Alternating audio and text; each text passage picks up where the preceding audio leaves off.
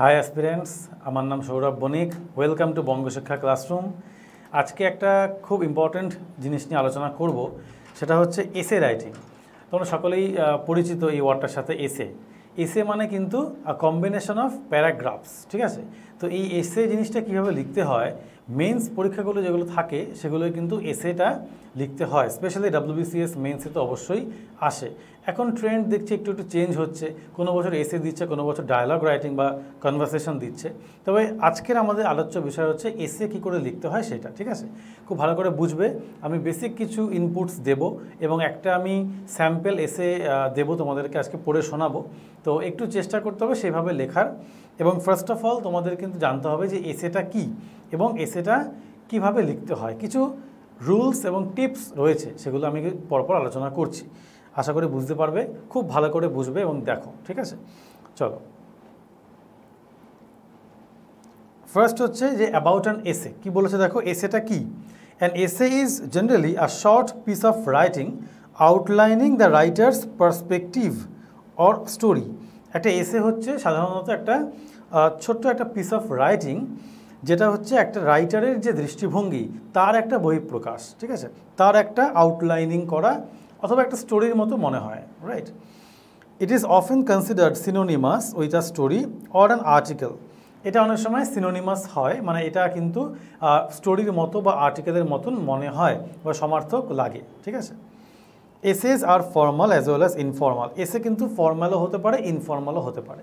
Formal মানে তোমার কোনো পার্টিকুলার কোনো ঘটনা, বা ধরো আমি একটা এক্সাম্পল দিই, ওয়াটার ক্রাইসিস ইন ইন্ডিয়া বা গ্লোবাল ওয়ার্মিং, এগুলো হচ্ছে কি খুব ফর্মাল এসে, ঠিক আছে? ইনফর্মাল এসে কোনগুলো? ইনফর্মাল এসে জেনারেলি কী হয়, একটুখানি based on emotion, based on তোমার এক্সপিরিয়েন্স, এরকম হয়, ঠিক আছে? ধরো problem of seasons in Bengal বা the journey of hill experience, এরকম টাইপের, ঠিক আছে? বা experience of a hill journey, এই যে জিনিসগুলো রয়েছে এগুলো বেসিক্যালি ইনফর্মাল, রাইট? ওকে, তো formal essays are generally academic in nature. Formal এসেগুলো অ্যাকাডেমিক হয় naturally and deal with serious topics. তাহলে ফর্মাল এসেগুলো একটু আগে বললাম সিরিয়াস টপিক নিয়ে ডিল করে, ঠিক আছে? ওয়াটার ক্রাইসিস ইন ইন্ডিয়া বা ইন দ্য ওয়ার্ল্ড, তারপর তোমার ধরো ইকোনমিক ব্রেকডাউন আফটার কোভিড-19, এই যে টপিকগুলো রয়েছে এগুলো হচ্ছে কি, এগুলো ফর্মাল টপিক, মানে সিরিয়াস কোনো ইস্যু নিয়ে এগুলো ডিল করছে। তো ফর্মাল টপিকের ওপর লেখা যেগুলো ফর্মাল এসে, সেগুলো কিন্তু অনেক বেশি ইনফরমেটিভ হয়, অনেক বেশি ইনফরমেশন সেখানে পুট করা দরকার হয়। এবং একদিকে ইনফরমেশন পুট করতে হয়, আরেকদিকে এটাও ভালো যে তুমি যদি রেলিভেন্ট ভালো করে লিখতে পারো, it can bring you good marks, ঠিক আছে? Out of 40। তো সেটা কিন্তু থাকে। আর ইনফর্মাল যেগুলো থাকে সেগুলো একটু ডিসক্রিপটিভ মোডে থাকে, সেগুলোর মানে খুব যে বেশি রেলিভেন্ট তোমার এক্সপ্লেনেশন দিতে হয় বা ইনফরমেশন লাগে সেরকম নয়, বাট লেখার কিন্তু ডিপিকশনের কিন্তু ডেপথ থাকা দরকার, ঠিক আছে? কারণ সেই ডেপথ না থাকলে কিন্তু সেভাবে মার্কস পাওয়া যায় না। তো আমার মনে হয় এটা যে ইনফর্মাল টপিকের থেকে ফর্মাল টপিকের এসে লেখাটা অনেক বেশি ভালো। কিন্তু যদি পরীক্ষায় আসে তোমরা অবশ্যই কিন্তু ভালো করে লিখবে ফর্মাল এসে, ঠিক আছে? দেখে অনেক সময় ঘাবড়ে যাওয়া হয়, অনেকে ঘাবড়ে যায়, সেটা কিন্তু করো না। আচ্ছা চলো, দেখো এসে বেসিক্যালি না 4টে টাইপস থাকে, 4 রকমের এসে হয়, ঠিক আছে? প্রথম হচ্ছে কি, প্রথম হচ্ছে ন্যারেটিভ এসে। আমি আসবো একে একে আলোচনায়। তার আগে দেখো কী বলেছে, the type of essays will depend on what the writer wants to convey to his reader. রিডারকে রাইটার কি কনভে করতে চাইছে তার উপর ডিপেন্ড করবে কিন্তু এসের টাইপটা বা রকমটা, ঠিক আছে? বা ধরনটা। ব্রডলি আমরা এটাকে 4 ভাগে ভাগ করতে পারি। প্রথম হচ্ছে ন্যারেটিভ এসে। ন্যারেটিভ এসে মানে কি? ন্যারেটিভ এসে মানে হচ্ছে this is when the writer is narrating an incident through the essay. তাহলে এই এসেটার মাধ্যমে রাইটার বা অথার কোনো একটা ইনসিডেন্ট বা ইভেন্টকে ন্যারেট করছে, ঠিক আছে? বর্ণনা করছে। সেটা হলো, এটা অবশ্যই ফার্স্ট পার্সনের লেখা হয়, ফার্স্ট পার্সন ন্যারেটিভ হয়, যে আমি, আই, এই ফর্মে লেখাগুলো আসে, ঠিক আছে? The aim of writing narrative essays is to involve the reader in them as if they were there. তার মানে কি, এই ন্যারেটিভ এসে লেখার মূল লক্ষ্যটা হচ্ছে যে রাইটার রিডারকে ইনভলভ করছে তার লেখার মধ্যে, তার লেখার মধ্যে ঢুকতে, যেন পড়ে মনে হয় রিডারের যে আমি সেই সিচুয়েশনেই রয়েছি, ঠিক আছে? এই যে ফিলিংস, এই ফিলিংসটাকে আনার চেষ্টাই হচ্ছে ন্যারেটিভ এসের মূল লক্ষ্য, রাইট? এটা হচ্ছে ব্যাপার। তাহলে লাস্ট লাইনটা দেখো, so make it as vivid and real as possible. তাহলে নেগেটিভ এসের ক্ষেত্রে তোমাকে অনেক সুস্পষ্টভাবে খুব প্রমিনেন্টলি লিখতে হবে এবং যতটা পারা যায় রিয়েল ওয়েতে এটাকে পোর্ট্রে করতে হবে বা প্রেজেন্ট করতে হবে, ঠিক আছে, যাতে you can make the readers involved in your writing. তাহলে সেটা সার্থক হবে, রাইট। সেকেন্ড দেখো, বলেছে ডেসক্রিপটিভ এসে।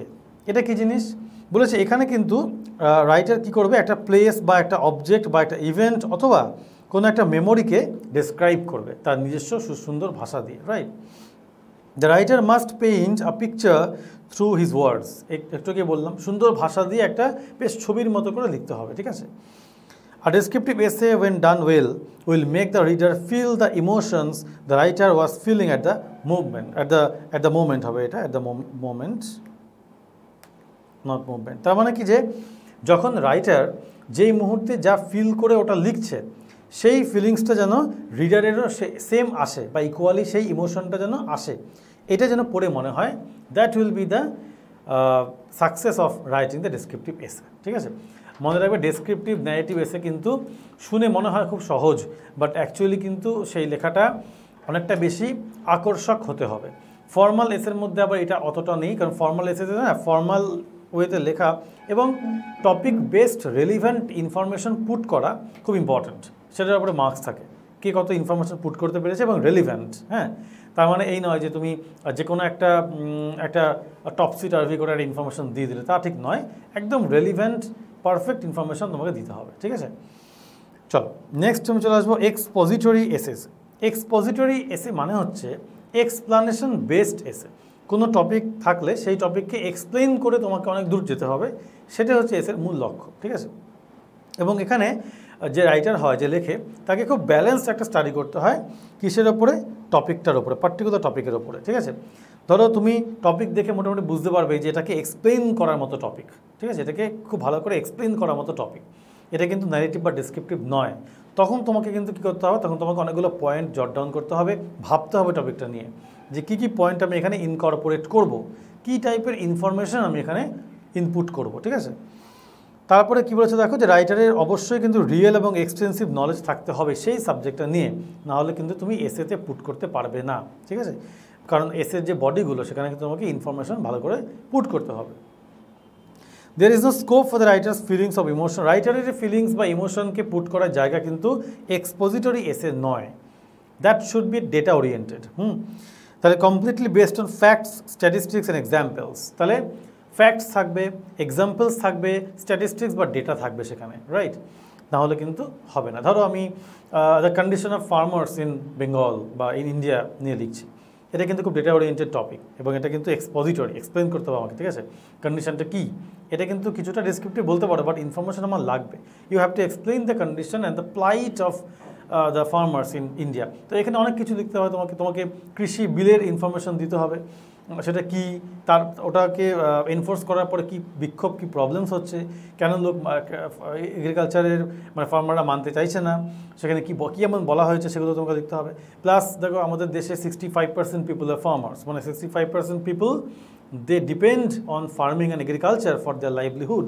তো এই যে ইনফরমেশনগুলো, এগুলো তোমাকে কিন্তু ব্যাক টু ব্যাক পুট করতে হবে to establish your point of view, ঠিক আছে। এটা কিন্তু বেসিক্যালি এক্সপোজিটরি এসেতে খুব বেশি করে ধরা দেয়। এগুলো একটু মাথায় রেখো। নেক্সট দেখো, পারসুয়েসিভ এসে। পারসুয়েসিভ এসে এই কথাটা মানে কি? পারসুয়েসিভ এসে মানে হচ্ছে, দেখো, পারসুয়েড করা মানে কি, বোঝানো, টু কনভিন্স পিপল, ঠিক আছে। তাহলে পারসুয়েসিভ হচ্ছে অ্যাডজেক্টিভ ফর্ম, পারসুয়েশন হচ্ছে নাউন ফর্ম, পারসুয়েসিভ হচ্ছে অ্যাডজেক্টিভ ফর্ম। তাহলে পারসুয়েসিভ এসে মানে তুমি কাউকে বোঝাচ্ছ, মানে you are there to convince your readers to the point you are discussing in the essay. বোঝা গেল? মানে তুমি একটা ইস্যু নিয়ে ধরো আলোচনা করছো, তুমি তোমার ওপিনিয়ন দিয়ে তুমি রিডারকে কনভিন্স করে ইনভলভ করছো এই টপিকে টু এস্টাবলিশ ইউর ওপিনিয়ন বা পয়েন্ট, ঠিক আছে। একটু দেখে নিই কী বলেছে। Here the purpose of the এসে is to get the reader to your side of the argument. কোনো একটা আর্গুমেন্ট ধরো হচ্ছে, ধরো আমি বললাম যে আমাদের দেশ থেকে ট্যালেন্ট চলে যাচ্ছে, ব্রেন ড্রেন আমাদের দেশে হচ্ছে, we are losing bright professionals day by day and they are setting up in other countries and developing those nations and countries. তার মানে কি, আমাদের দেশে একটা ড্রেন অফ ট্যালেন্ট হচ্ছে, ঠিক আছে। তো এই যে ইস্যুটা, এটা কিন্তু একটুখানি মানে কন্ট্রোভার্সিয়াল, মানে ডিবেটেবল টপিক। এখানে কিন্তু এটা আর্গুমেন্টেটিভ, ঠিক আছে? মানে ধরো কিছু লোক বলবে ইয়েস ব্রেন ড্রেন হচ্ছে, কিছু লোক বলবেন যে না ব্রেন ড্রেন হচ্ছে না সব ক্ষেত্রে, কারণ অন্য দেশ থেকেও লোকজন এসে এখানে কিন্তু কাজকর্ম করছে and they are also serving our nation to some extent, but the number is less. মানে পয়েন্টস তোমার ফর এর এগেনস্ট থাকবে। এই ধরনের কিছু আর্গুমেন্টেটিভ টপিকে তোমার কিন্তু, বা কোনো ধরো যোজনা বা কোনো একটা পার্টিকুলার গভর্নমেন্টের স্কিম সেটা নিয়ে তোমাকে ডিসকাস করতে বললো, তো সেখানে কিন্তু কিছু আর্গুমেন্টেটিভ মোডেও লেখা থাকতে পারে। সেইখানে তোমাকে পারসুয়েট করতে হয়, মানে কি তোমাকে তোমার পয়েন্ট থেকে তোমাকে রিডারকে বোঝাতে হবে জাস্টিফিয়েবলি যে এটা হলে এই হয়, এটা হচ্ছে তাই এই হচ্ছে, এর ফিউচার তাই, লাইক দিস, ঠিক আছে? এরকম। তো এটা কিন্তু শুধুমাত্র আবার একটা প্রেজেন্টেশন অফ ফ্যাক্টস নয়, এটা একটা অ্যাটেম্পট কি রিডারের যে পয়েন্ট অফ রিডারের যে দিক সেটাকে তোমাকে পারসুয়েট করা, কনভিন্স করা এবং তোমার দৃষ্টিকোণ থেকে, ঠিক আছে? এটাই বলেছে লাস্টে, রাইটারের যে পয়েন্ট অফ ভিউ সেটাকে একটু বোঝানো এবং সেখানে কনভিন্স করা রিডারকে, এটাই কিন্তু এই টাইপ অফ এসের মূল অবজেক্টিভ বা লক্ষ্য, ঠিক আছে? চলো, এই হচ্ছে মোটামুটি টাইপস, একটু মনে রেখো। এবার আমরা জানবো যে ফরম্যাটটা কীরকম হয়, এসের ফরম্যাট যেটা আছে সেটা কেমন। তোমরা সকলেই জানো, তাও একবার দেখে নাও। ফার্স্টে টাইটেল হবে, দ্য টাইটেল শুড বি ক্যাচি। আমি আগেও অন্য চ্যাপ্টার পড়ানোর সময়, অন্য রিপোর্ট করানোর সময় বলছিলাম এটা কিন্তু অবশ্যই ক্যাচি একটা টাইটেল হবে। টাইটেলটা খুব বেশি বড় করবে না, ছোটোর মধ্যে রাখবে, but that should be very delicate এবং মানে খুব ভালো লাগবে পড়ে, ঠিক আছে? সেরকম একটা টাইটেল কিন্তু তোমাকে রাখতে হবে, রাইট? যাতে পড়লেই ওটা টাইটেল দেখলেই পড়তে ইচ্ছা করে, ঠিক আছে? এরকম ইন্ট্রোডাকশন থাকবে। ফার্স্ট যেটা প্যাসেজ সেখানে হচ্ছে ইন্ট্রোডাকশন, টপিক কী সে টপিক সম্পর্কে একটু জাস্ট আলোচনা, টপিকটা মেনশন করবে এবং টপিকটাকে একটু জাস্ট ডিফাইন করবে, দ্যাট ইজ ইন্ট্রোডাকশন, ঠিক আছে? নেক্সট চলে আসো বডির ফার্স্ট প্যারা। এই যে টপিকটাকে এবারে তুমি ডেসক্রাইব করো বা এক্সপ্লেন করো as per the given topic, যা দেওয়া থাকবে সেই অনুযায়ী তোমাকে ভাবতে হবে প্রথমে যে এটা কী টাইপের মধ্যে আমি ফেলবো। Is it descriptive or is it narrative or is it expository or is it persuasive, এটা প্রথমে বুঝে নেবে। বুঝে তুমি সেই পার্টিকুলার ফিল্ডে ওটাকে ফেললে, তারপর তুমি টাইটেল একটা সুন্দর করে টাইটেল ভাবলে এবং তারপরে ওই টপিকের ওপর ডেফিনেশন দিয়ে সুন্দর করে ছোটো করে ইন্ট্রোডাকশন লিখলে, তারপরে চলে আসে ফার্স্ট বডিতে তুমি সেই পুরো টপিকটার একটা ডেসক্রিপশন লিখলে, ঠিক আছে? সেই ডেসক্রিপশন যা লিখলে ওটাকে আরও সুন্দর করে এক্সপ্লেন করলে পরের প্যাসেজে, দ্যাট ইজ পরের প্যারাগ্রাফ, মানে প্যারা 2, ঠিক আছে? তাহলে ফার্স্ট প্যারাগ্রাফ হচ্ছে ইনিশিয়াল ডেসক্রিপশন বা explanation of the given topic. In brief আমি বলবো না, একটু বড় করেই লিখবে, বা ডিপেন্ডিং অন দ্য সাবজেক্ট বা টপিক, ঠিক আছে? এটা একটু তুমি টপিক দেখলেই বুঝে যাবে, রাইট? নেক্সট যে পয়েন্টটা আসছে সেখানে হচ্ছে তোমাকে বেশি করে ডেটা ইনপুট করতে হবে। আমি যেটা আগে বলছিলাম যে data incorporation must be aligned in the second para, ঠিক আছে? এখানে বেশি করে ওটা দেবে। আর প্রথমটা হচ্ছে বেশি করে এক্সপ্লেন করলে বা ডিসক্রাইব করলে the way the topic will be given, right? এবং লাস্টে চলে আসো কনক্লুশনে তুমি একদম শেষে তোমার নিজের মন্তব্যটাকে একটু প্যাসিভ ওয়েতে বলতে পারো। এবং লাস্ট কনক্লুশনটা হচ্ছে এই পুরো যা লিখলে তার সাম আপ। আরেকটা জিনিস মনে রাখবে, এই কনক্লুশন পার্টটায় না ট্রাই করবে এই পার্ট থেকে সিনপসিস এবং এখান থেকেও কিছুটা, এই তিনটাকে অ্যামাস করে এই কনক্লুশনে ঢোকানো এবং সঙ্গে নিজের একটা রিমার্ক রাখা, তাহলে কনক্লুশনটা খুব ভালো হবে, ঠিক আছে?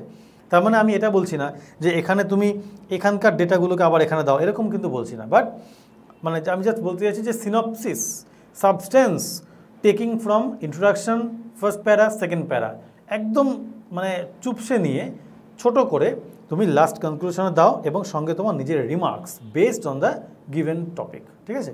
এইটা দিয়ে তোমাকে শেষ করতে হবে। বোঝা গেল? তো এই হচ্ছে মোটামুটি একটা বেসিক ফরম্যাট।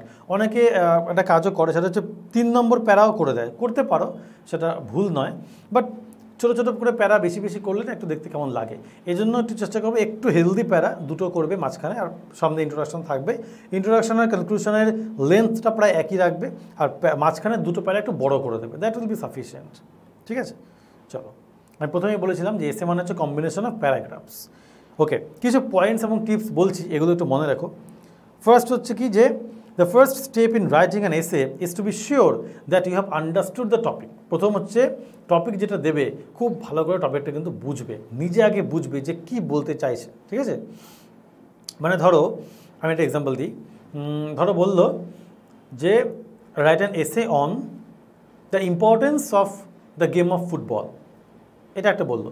আবার এটাকে ধরো অন্যভাবে দিল যে তোমার the drawbacks of football the drawbacks of football in our sports category in India.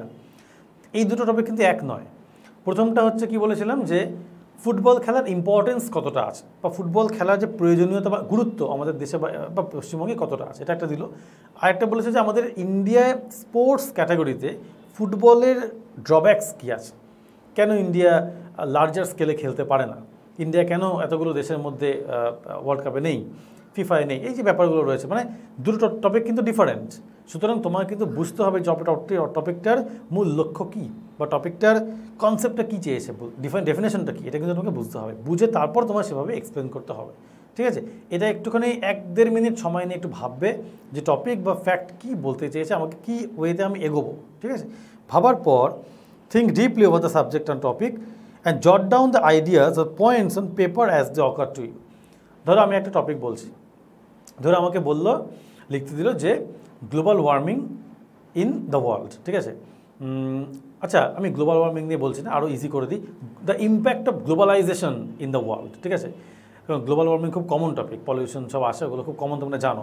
ধরো impact of globalisation in the world দিল, এটা আমাকে প্রথমে বাংলা ভেবে নিতে হবে যে বিশ্বায়নের প্রভাব আমাদের পৃথিবীতে। তাহলে বিশ্বায়ন মানেটা কি? প্রথম ইন্ট্রোডাকশনে I have to define what globalization means to us. এটা ফার্স্ট আমি ভেবে নিলাম, একটা পয়েন্ট করে নিলাম। তাহলে গ্লোবালাইজেশনকে আমাকে ডিফাইন করতে হবে ইন্ট্রোডাক্টরি প্যারাতে।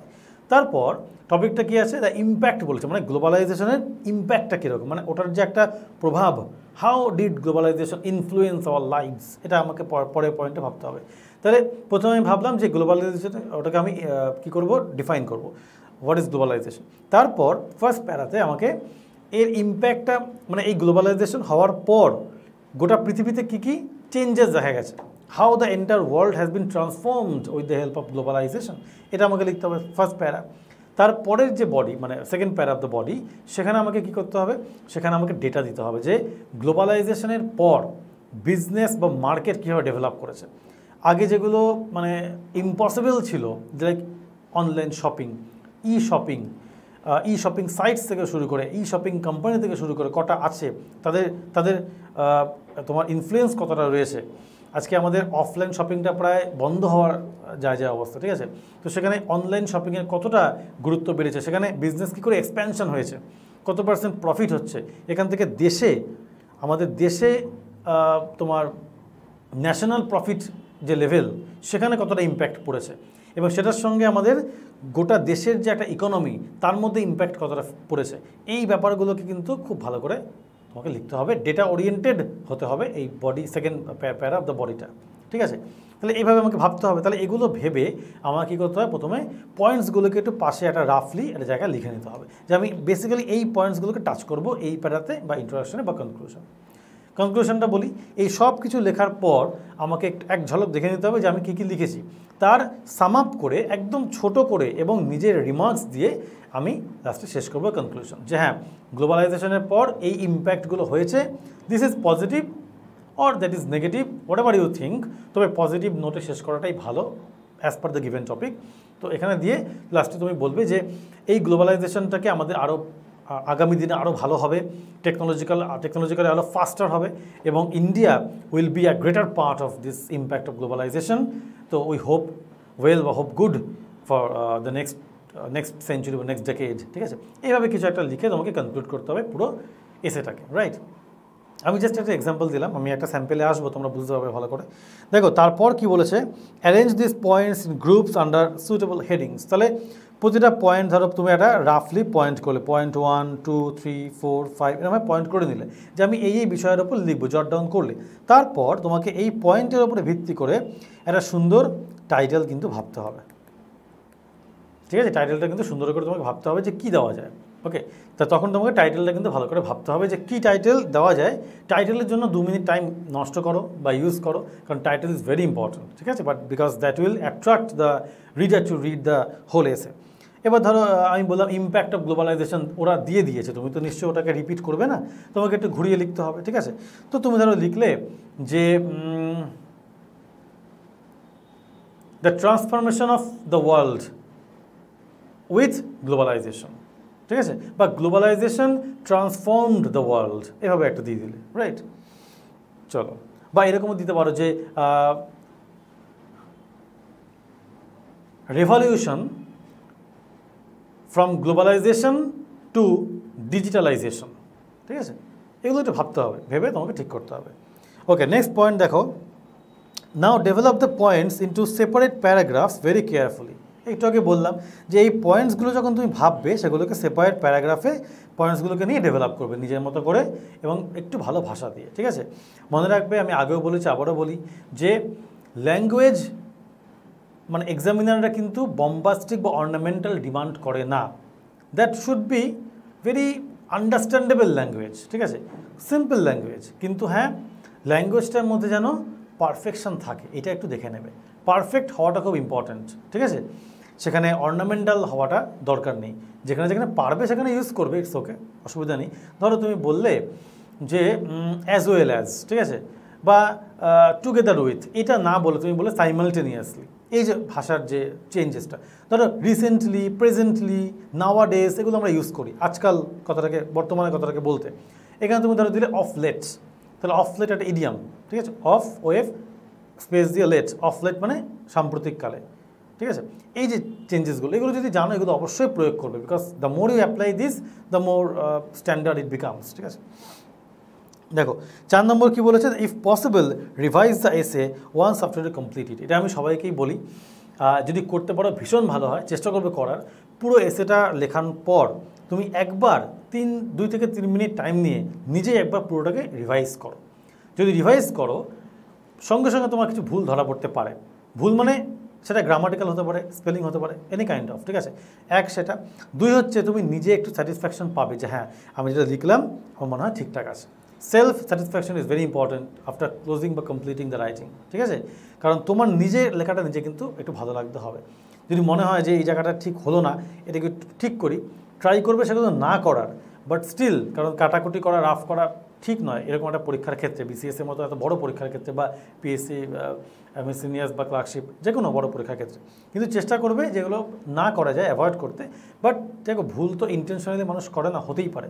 এই জন্য বলবো একবার একটুখানি হালকা অ্যাট এ গ্ল্যান্স রিভাইজ করে নিও at the end of complete, ঠিক আছে। চল, আরও কিছু আছে দেখো, এবারে আমি বলে দিই একটু ইন্ট্রোডাকশন। এটা একটু আগেই বললাম, ইন্ট্রোডাকশনটাকে খুব অ্যাব্রাপ্টলি বা সাডেনলি শুরু করবে না, একটা কোটেশন দিয়ে শুরু করো, বা টপিকটাকে ডিফাইন করা দিয়ে শুরু করো, ঠিক আছে। তাহলে টপিকটাকে কি করবে, এক্সপ্লেন বা ডেফিনেশন এটা দিয়ে শুরু করবে, বা কোটেশন দিয়ে শুরু করতে পারো।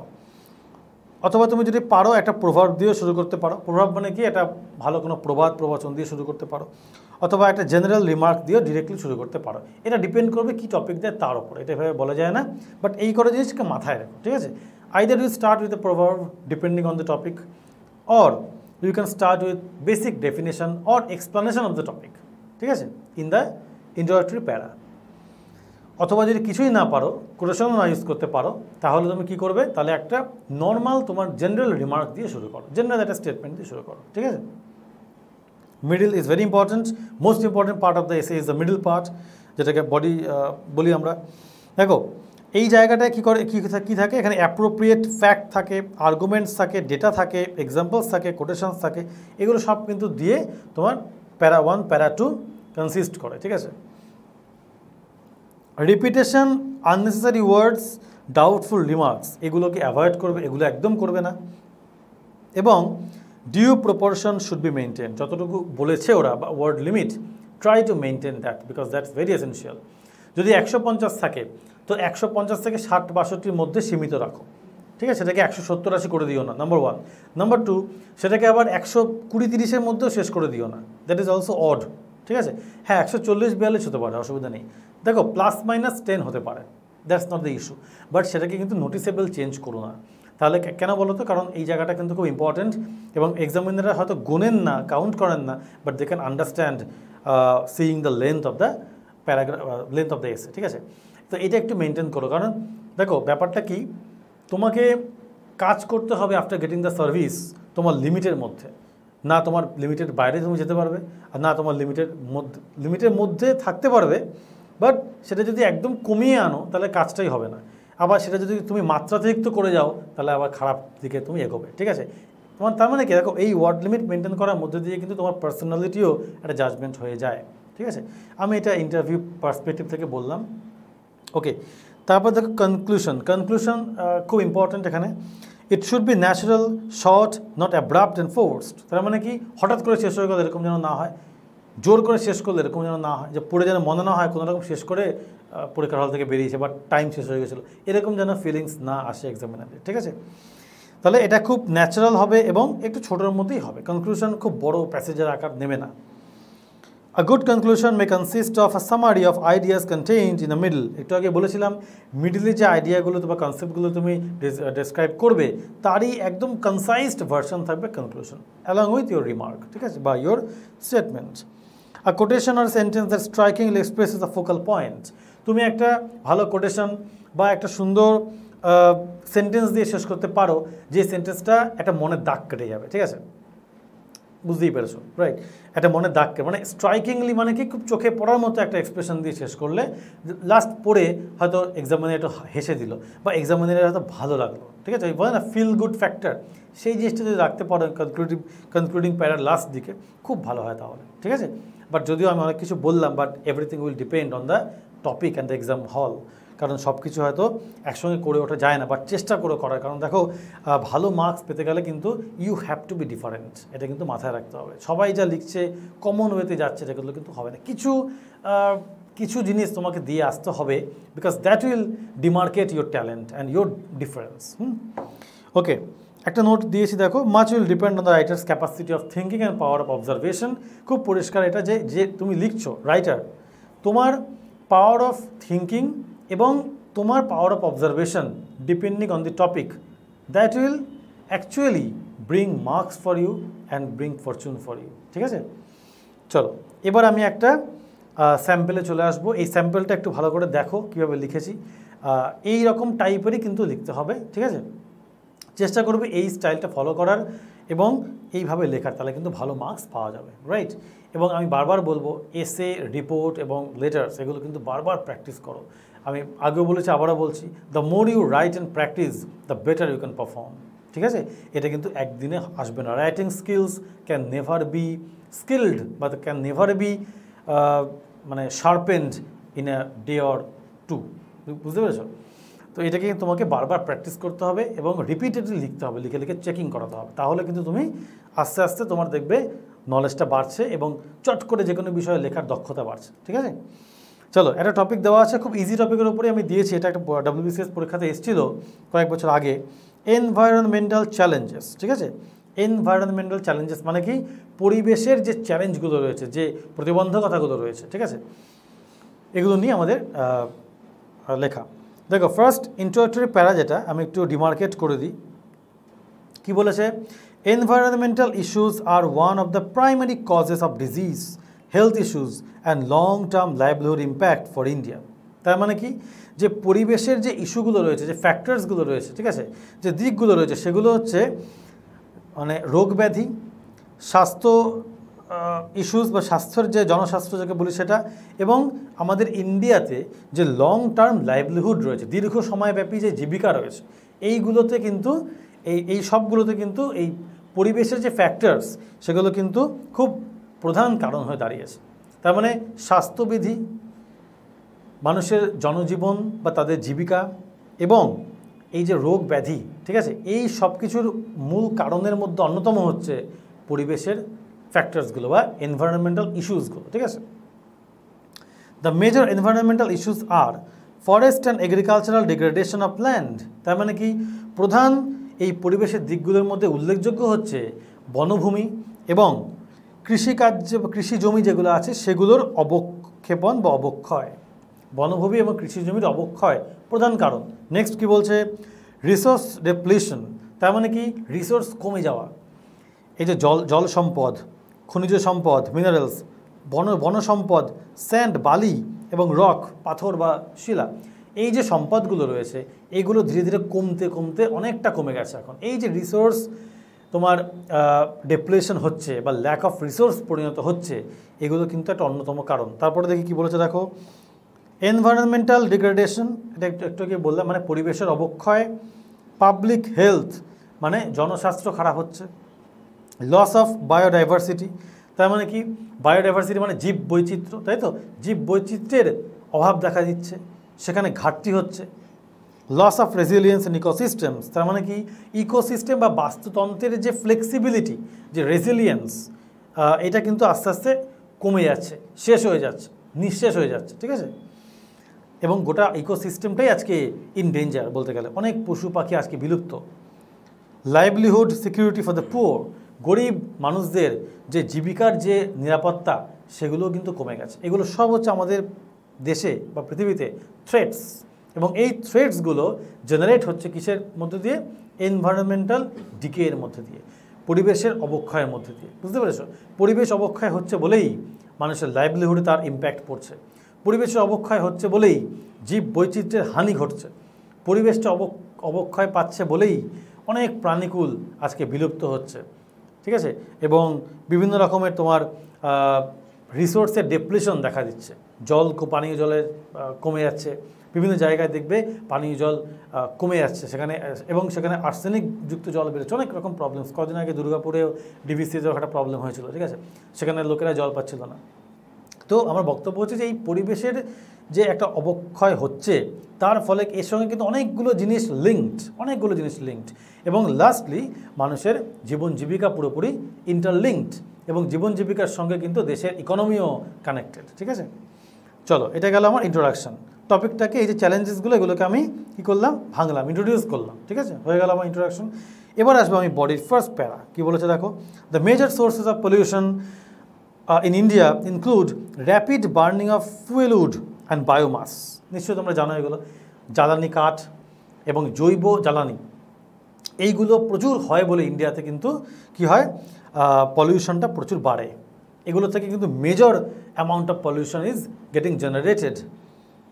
এবং বায়োমাস কী বলেছে দেখো? Dried West from live stock as a primary source of energy. আচ্ছা, ইলেকট্রিসিটি বা এনার্জির উৎপাদনের প্রাইমারি সোর্স হচ্ছে কি? লাইভ স্টকের যে ড্রাইড ওয়েস্ট, সেগুলোকে জ্বালানো, বাংলায় কি বলে? জৈব জ্বালানি বলা হয়, ঠিক আছে।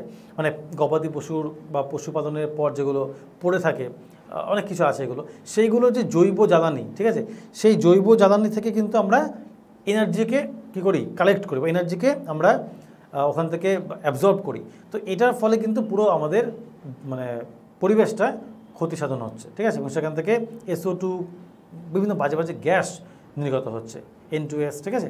এই গ্যাসগুলো আমার পরিবেশকে দূষিত করছে। কমনলি বলতে পারি যে রেফ্রিজারেটর বা এই যে এয়ার কন্ডিশনার, সেখান থেকে CFC বা ক্লোরোফ্লুরোকার্বন বের হয়, তোমরা সবাই জানো। Chlorofluorocarbon, carbon monoxide, these are extremely harmful for the atmosphere and the environment and creating air pollution day by day, ঠিক আছে। গাড়ির থেকে যে স্মোক বেরোচ্ছে, ঠিক আছে, কার্বন মনোক্সাইড, সালফার ডাইঅক্সাইড, এগুলো তো অত্যন্ত হার্মফুল।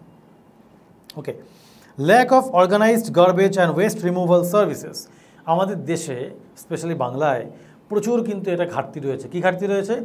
এই যে তোমার গার্বেজ রয়েছে বা ওয়েস্ট ম্যানেজমেন্ট, যেগুলো বর্জ্য পদার্থ, কিভাবে এটাকে ম্যানেজ করা যায়, কিভাবে রিমুভ করা যায়, গার্বেজ বা রাবিশ কী করে এটাকে রিমুভ করা যায়, ঠিক আছে, বা এটার যে ডিসপোজাল সার্ভিস সিস্টেম, এগুলো কিন্তু ইন্ডিয়াতে এখনও ঠিক নয়, যার ফলে সেখান থেকে প্রচুর পরিমাণে কিন্তু আমাদের পলিউশন জেনারেট করে, ঠিক আছে।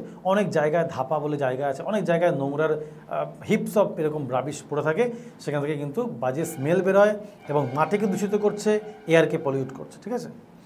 তারপর কী বলছে দেখো? Lack of sewage treatment operation. তার মানে কি? সিওয়েজ মানে এই যে তোমার নিকাশি ব্যবস্থা, যাকে বাংলায় বলি আমরা, এই যে নিকাশি ব্যবস্থার চরম একটা বিশৃঙ্খলা, ইনফ্রাস্ট্রাকচারাল ইনক্যাপাসিটি অফ তোমার সিওয়েজ অপারেশন, ঠিক আছে। এই জিনিসগুলো কিন্তু দায়ী কী জন্য? পরিবেশটা নষ্ট হওয়ার জন্য, ঠিক আছে। Lack of flood control and monsoon water drainage system. আমরা সবাই পরিচিত, কলকাতায় একটু বৃষ্টি হলে জল জমে যায়। কেন জল জমে? Drainage system under the ground is not properly maintained, ঠিক আছে। বিভিন্ন জায়গায় ড্রেনেজ সিস্টেমটা প্রপারলি মেনটেন না বলেই কিন্তু জল জমে থাকে, এবং সেই জমা জলটা অনেক দিন অবধি থাকে, এক্সেপ্ট আ ফিউ কেসেস। দেখো, ডিভিসি থেকে জল ছাড়লে that's a different thing, but বৃষ্টির জলে, মনসুনের জলে যখন বন্যা হয়, তার মানে কি? যে বুঝতে হবে ড্রেনেজ সিস্টেমে কোথাও ঘাটতি রয়েছে, ঠিক আছে। ওকে, এবং ফ্লাড কন্ট্রোলও কিন্তু আমরা অনেকটাই ব্যর্থ, বিভিন্ন সময় আমরা দেখেছি ফ্লাড কন্ট্রোল করা যায় না। Diversion of consumer waste into rivers, তার মানে কি, কনজিউমার মানে কি কাস্টমার, মানুষ, ক্রেতা। আমরা যে জিনিসগুলো কিনছি, খাচ্ছি, ইউজ করছি, তারপর যে রিমেইন্সগুলো বেরোচ্ছে বা যে তোমার গার্বেজগুলো জমা হচ্ছে, সেইগুলোকে কিন্তু এমনভাবে ডাইভার্ট করে দেওয়া হয় ড্রেনেজ সিস্টেমের মাধ্যমে যে সেগুলো নদীতে গিয়ে পড়ে। ঠিক আছে, তার মানে কি, নদীর জলটা পলিউটেড হচ্ছে। নদীর জল পলিউটেড হলে কী হবে, নদীতে যে মেরিন রিসোর্স রয়েছে, মেরিন তোমার গাছপালা যেগুলো আছে, ঠিক আছে, কচুরিপানা থেকে শুরু করে বিভিন্ন রকম আন্ডার ওয়াটার ট্রিজ রয়েছে, প্ল্যান্টস থাকে, বটানি পড়লে জানা যায়, সেগুলো অ্যাফেক্টেড হবে, number 1। Number 2, marine fish will be affected, সেগুলো আমরা পাবো না। আর ফিশের ওপর আবার গোটা প্রচুর মানুষের লাইভলিহুড ডিপেন্ড করছে, নিশ্চয়ই তোমরা জানো, সামুদ্রিক মাছ, নদীর মাছের ওপরে প্রচুর মানুষের জীবনযাত্রা নির্ভরশীল। ঠিক আছে, তো একের সঙ্গে একটা কানেক্টেড। রিভার দূষিত হলে কী হবে, জলটা যদি পলিউটেড হয়ে যায় তাহলে কী হবে, জল দূষণ বাড়বে, জল দূষণ বাড়লে নদীর বা সমুদ্রের মাছ মারা যাবে, মাছ মারা গেলে কী হবে, জীব বৈচিত্র্যের ব্যালেন্স বিঘ্নিত হবে। ঠিক আছে, নেক্সট দেখো, cremation practices near major rivers. সকলে আমরা জানি প্রত্যেকটা বড় বড় নদীর পাশে অনেক শ্মশান থাকে, গ্রেভিয়ার্ডস থাকে, ঠিক আছে, বুরিয়াল গ্রাউন্ডস থাকে। সেখানে যখন মরা পোড়ানো হয়, তারপর যে ছাই হয়, যে রিমেন্সগুলো হয়, সেগুলোকেও নদীর মধ্যেই ফেলা হয়। বুঝতেই পারছো, তাহলে নদীটা এমন হয়ে গেছে কমন, মানে সব নদী সব কিছু ওখানেই পড়বে আর কি। প্ল্যান্টস অ্যান্ড ফ্যাক্টরিজ, সেখান থেকে সমস্ত বর্জ্য পদার্থ নিষ্কাশন করে নদীর মধ্যেই ফেলা হয়। ঠিক আছে, তাহলে it's very clear to understand যে নদীর জল কীভাবে কতটা পলিউটেড হয়। এবং সবথেকে পলিউটেড তো আমাদের গঙ্গা নদী, বিভিন্ন জায়গায় সমস্ত কলকারখানার বজ্র ওখানে গিয়ে মিশছে, পচা ফুল থেকে শুরু করে দক্ষিণেশ্বর, বেলুড় মঠের জিনিসপত্র ওখানেই পড়ছে। ঠিক আছে, দেয়ার আর মেনি থিংস, বললে আমার লিস্ট হয়ে যাবে। তো তোমরা সবাই বুঝতে পারছো কীভাবে পলিউশনগুলো জেনারেট করে। Government mandated protection of highly polluting old public transport and continued operation by Indian government of government owned high emission plants build between 1950-1980। এই জায়গাটা বাংলায় বলে দিই, 1950 থেকে 1980 সালের মধ্যে সরকারি বিভিন্ন কলকারখানা নির্মিত হয়েছিল, সেখান থেকেও অনেক এমিশনস বেরোয়। এমিশনস মানে কি, নিষ্কাশন, নিষ্কাশিত বজ্র পদার্থ সেগুলো বেরোয়, এগুলো বেরিয়েও নদীর মধ্যে মেশে, বোঝাই যাচ্ছে। এবং সবথেকে বড় কথা, সেখানে দেখো চিমনি থাকে, সেই চিমনির যে ধুয়ো সেটাও কিন্তু SO2 বা কার্বন মনোক্সাইড, সেগুলো কিন্তু এয়ারকে পলিউট করছে। ঠিক আছে, এই জায়গাটা একটু বলে দিই যে কদিন আগে দেখবে সরকার থেকে একটা ম্যান্ডেট ঘোষণা হয়েছিল যে 15 বছরের থেকে বেশি পুরনো বাস চেঞ্জ করতে হবে। ঠিক আছে, মানে 15-20 বছরের বেশি পুরনো যে ওল্ড ভেহিকেলস সেগুলো চেঞ্জ করতে হবে, এটা একটা গভর্নমেন্ট ডিরেক্টিভ দিয়েছিল এবং সেই অনুযায়ী কাজও হয়েছিল।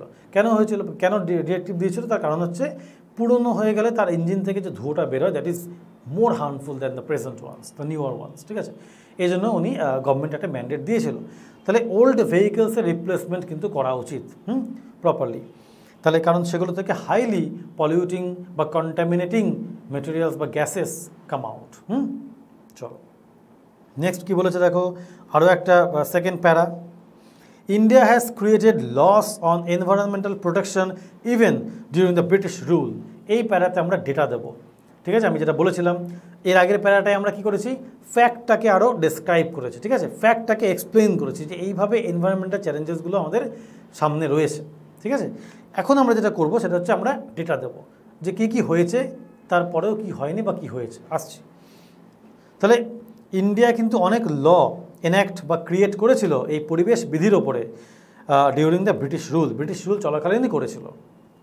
Prominent amongst these were the Bengal smoke nuisance act of 1905, যে সালে বঙ্গভঙ্গ হয় 1905, সেই সালে বেঙ্গল স্মোক নুইসেন্স অ্যাক্ট বলে একটা অ্যাক্ট পাস করা হয়েছিল during the time of British governance. এবার দেখো, and the Bombay smoke nuisance act of 1912, তাহলে 1912 সালে Bombay smoke nuisance act publish হয়। এই অ্যাক্টগুলো কেন পাবলিশ হয়, এই অ্যাক্টগুলো পাবলিশ হয়েছিল to control the environmental degradation, to control the environmental pollutions and control people's behavior also. ঠিক আছে, পোস্ট ইন্ডিপেন্ডেন্স, স্বাধীনতার পর India has enacted a number of laws, India অনেকগুলো আইনকে প্রণয়ন করে, এনফোর্স করে।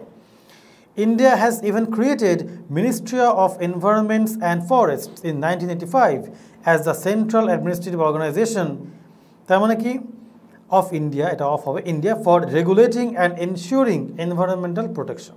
তার মানে কি, এনভায়রনমেন্টাল প্রোটেকশনকে রেগুলেট করার জন্য, স্ট্রিক্ট করার জন্য, ডিসিপ্লিনে আনার জন্য ভারত সরকার কী করেছিল? 1985 সালে সেন্ট্রাল অ্যাডমিনিস্ট্রেটিভ অর্গানাইজেশন ফরমেশন হয়, কেন্দ্রীয় একটা পরিবেশ অর্গানাইজেশন ওটা ফরমেশন হয়, ঠিক আছে। এবং তার জন্য কি করেছে আমাদের ভারত সরকার কিন্তু এই পরিবেশ এবং বনভূমি রক্ষার জন্য একটা আলাদা মিনিস্ট্রি কিন্তু গঠন করেছে ক্যাবিনেটে, ঠিক আছে। এবং তার জন্য নির্দিষ্ট মিনিস্টার ইনচার্জও রয়েছে, অনেক আগে থেকেই এগুলো ছিল, এখনও আছে। তো এত কিছু সরকার করেছে, বাট স্টিল সামহাও মানুষ কিন্তু সেগুলো মেনটেন করে না, এবং তার জন্যই কিন্তু এত পরিমাণে পলিউশন বাড়ছে, ঠিক আছে। Some of the notable laws include Water Prevention and Control of Pollution Act of 1974. তাকে এগুলো ইনফরমেশন দিচ্ছি। কিছু উল্লেখযোগ্য ল কি আছে তার মধ্যে উল্লেখযোগ্য হচ্ছে এই যে এটা, water prevention and control of pollution act of 1974, খুব উল্লেখযোগ্য একটা অ্যাক্ট। এই অ্যাক্টে প্রচুর অনেক রুলস রেগুলেশনস রয়েছে, যেগুলো তুমি যদি অ্যাক্ট পড়ো সেগুলো বুঝতে পারবে। তারপর দেখো দ্য ফরেস্ট, এটা কমা হবে, the forest conservation act of 1980, 1980 সালের বনভূমি সংরক্ষণ আইন, ঠিক আছে। Air prevention and control of pollution act 1981, বুঝতেই পারছো, air prevention and control of pollution act 1981। এবং তারপর দা কী বলেছে, the Bhopal gas tragedy triggered the government of India to enact the environment protection act 1986। তার মানে কি, ভোপালে যখন গ্যাস দুর্ঘটনা হয়, সালটা ছিল 1984, সেই সালে কিন্তু সেই সালের যে বাজে একটা ঘটনা, ভোপাল গ্যাস দুর্ঘটনা, সেই দুর্ঘটনাটা গভর্নমেন্ট অফ ইন্ডিয়াকে বাধ্য করেছে আরও একটা আইন প্রণয়ন করতে। সেটা কি? সেটা হচ্ছে এনভায়রনমেন্ট প্রোটেকশন অ্যাক্ট অফ 1986। এই আইনটা বলবৎ করা হয় আফটার দ্য ট্র্যাজিক অ্যাক্সিডেন্ট বা incident of Bhopal gas tragedy, ঠিক আছে, ইন 1984। তাহলে এই হচ্ছে আমার ফ্যাক্ট অ্যান্ড ফিগার্স যেটা দিয়ে দিলাম, এটা হচ্ছে বডি সেকেন্ড প্যারা, ঠিক আছে, অ্যাজ আই সেড আর্লিয়ার। এবার দেখো আরও বলেছে এখান থেকে, despite active passage of laws by the central government of India, the reality of environmental equality mostly worsened during 47 and 90। তার মানে কি, 1947 থেকে 1997, এই যে 50টা বছর, এই বছরের মধ্যে ভারত সরকারের কঠিন থেকে কঠিনতম অ্যাক্টিভ ল থাকা সত্ত্বেও কি হয়েছে, ব্যাপক পরিমাণে কিন্তু আমাদের পরিবেশের যে গুণমান, তার যে একটা মাত্রা বা তার যে একটা বাস্তবতা, সেটা কিন্তু আরও খারাপ থেকে খারাপতর হয়েছে, ঠিক আছে। সেটা কিন্তু আরও ডিটোরিওরেট করেছে in course of time from 47 to 90, বুঝতে পেরেছো? দেখো, এয়ার এমিশনস ইনক্রিজড, তার মানে কি, এই যে এয়ার এমিশনস মানে বিভিন্ন রকমের দূষক গ্যাস এর যে নিষ্কাশন, ঠিক আছে, সেটা সিএফসি হোক, সেটা SO2 হোক, সেটা CO হোক, এই নিষ্কাশনটা বেড়েছে। ওয়াটার পলিউশন আরও ওয়ার্সেন হয়েছে, ওয়ার্সেন মানে কি, আরও খারাপ হওয়া, গ্রোয়িং ওয়ার্স। ফরেস্ট কাভার ডিক্রিজড, তার মানে কি, বনভূমির মাত্রা অনেক কমে গেছে। আজকের ডেটে ভারতবর্ষে বনভূমির পরিমাণ হচ্ছে 21.67%। এটাকে কিন্তু 30% করার টার্গেট নিয়ে সরকার কাজ করছে, উদ্যোগী, but still as per the data is showing, মানে ইটস ভেরি লেস, ঠিক আছে। আচ্ছা চলো, তারপরে দেখো লাস্ট কি বলেছে, স্টার্টিং ইন দ্য 1990s, 1990 দশকের পর থেকে শুরু করে রিফর্মস ওয়ার ইন্ট্রোডিউসড, অনেকগুলো রিফর্মেশন হয়েছে, অনেক সংস্কার হয়েছে। Since then, for the first time in Indian history, major air pollutant concentrations have dropped in every 5-year period. তার মানে কি, প্রথমবার ভারতের ইতিহাসে কি হয়েছে, সবথেকে বেশি যে এয়ার পলিউট্যান্ট রয়েছে সেইগুলো প্রত্যেকটা 5 বছরের ব্যবধানে কিন্তু কমেছে। এটা কিন্তু একটা পজিটিভ সাইন, যে প্রত্যেকটা 5 বছরের ব্যবধানে সবথেকে যে দূষকগুলো, বাজে পদার্থ, সেগুলো কিন্তু যে পরিবেশের মধ্যে নিষ্কাশিত হয়, সেগুলো পরিমাণ কিছুটা হলেও কমেছে। এটা একটা positive sign. Between 1992 and 2010, satellite data confirms India's forest coverage has increased for the first time by over 4 million hectares, a 7% increase. তার মানে কি, স্যাটেলাইট ডেটা সার্ভে করে এটা আমাদেরকে বলেছে রিপোর্টে যে 1992 থেকে 2010-এর মধ্যে ইন্ডিয়ার যে ফরেস্ট কাভারেজ, সেটা কিন্তু প্রথমবারের জন্য 4 মিলিয়ন হেক্টর জমি বেড়েছে, মানে 4 মিলিয়ন হেক্টর আরও ফরেস্টের মধ্যে ফরেস্ট কাভারেজ হয়েছে। এখন তার রেশিও বা তার যে মাত্রা, সেটা হচ্ছে 21.67%। 7% ইনক্রিজ করেছে, আগে আরও কম ছিল, ঠিক আছে, আমি বলছি 92 আগের কথা। There is a lot more awareness all around, তাহলে হ্যাঁ এখন অনেক জনসচেতনতা বেড়েছে। And this reforms are definitely the step in the right direction and should help the Indian environment in the new century. Positive hope দিয়ে কিন্তু এই এসেটা শেষ হয়েছে, ঠিক আছে। তার মানে কি যে অনেক অ্যাওয়ারনেস হয়েছে চারিদিকে এবং অনেক রিফর্মস আমাদের রাইট ডিরেকশানে হয়েছে, মানে ঠিক পথে আমরা অনেক সংস্কার করতে সচেষ্ট হয়েছি এবং এইটা অবশ্যই ভারতের পরিবেশকে হেল্প করবে এর পরবর্তী দশকে, পরবর্তী শতকে বলা যায়, ঠিক আছে। তাহলে পরবর্তী শতকে বা সময়ে এই যে আমাদের সংস্কারগুলো এবং অ্যাওয়ারনেসগুলো এগুলো অবশ্যই কিন্তু পরিবেশকে আরও ভালো দিকে নিয়ে যাবে, ঠিক আছে। এইটা দিয়ে কিন্তু এখানে এন্ড হয়েছে। তাহলে এই হচ্ছে মোটামুটি একটা স্যাম্পল, তোমরা ভালো করে পড়ো স্যাম্পেলটা এবং যা টিপস অ্যান্ড ট্রিক্স আমরা আলোচনা করলাম, পয়েন্টস টু রিমেম্বার, সেগুলো কিন্তু ভালো করে একটু মনে রাখবে, ঠিক আছে। যে এসেটা কিন্তু খুব কম্প্যাক্ট হবে এবং ইন্ট্রোডাক্টরি প্যারাতে তুমি ইন্ট্রোডাকশনটা দেবে with reference to the definition or any quotation of the topic যদি পারো, এবং তারপর তুমি বডির মধ্যে ফার্স্ট প্যারা হচ্ছে ডেসক্রিপশন অফ দ্য ফ্যাক্ট বা যা দেবে তার ডেসক্রিপশন এক্সপ্লেনেশন, এবং তারপর হচ্ছে ফিগার্স স্ট্যাটিস্টিক্স যেটা দিয়ে তুমি ফিল আপ করবে পরেরটা, এবং লাস্টে হচ্ছে conclusion with a positive hope, যদি সেটা একটু ভালো টপিক থাকে। হ্যাঁ, যদি কন্ট্রোভার্সিয়াল নেগেটিভ টপিক থাকে তাহলে তো অবশ্যই তোমার রিমার্ক নেগেটিভ হবে, বাট সেটা ডিপেন্ড করবে টপিকের ওপর, ঠিক আছে। একটু মনে রেখো যেগুলো আলোচনা করলাম, টাইপ অফ এসে এটা আগে বুঝে নেবে, তারপর পয়েন্টস জট ডাউন করবে, তারপর পয়েন্টসগুলোকে ব্যাক টু ব্যাক ডেভেলপ করবে এবং with a suitable title first, টাইটেলটা খুব সুন্দর করে দেবে, ঠিক আছে। এই বলে আজকে শেষ করছি, ভালো করে পড়ো, অল দ্য বেস্ট। কোনো রকম প্রশ্ন থাকলে জানাবে, আমি হোমওয়ার্কে দিয়েছি আরও এসে, এগুলো লিখে কিন্তু ডিউ কোর্স অফ টাইম তোমরা জমা দেবে, ঠিক আছে। অল দ্য বেস্ট, খুব ভালো থাকো, থ্যাংক ইউ ফর ওয়াচিং।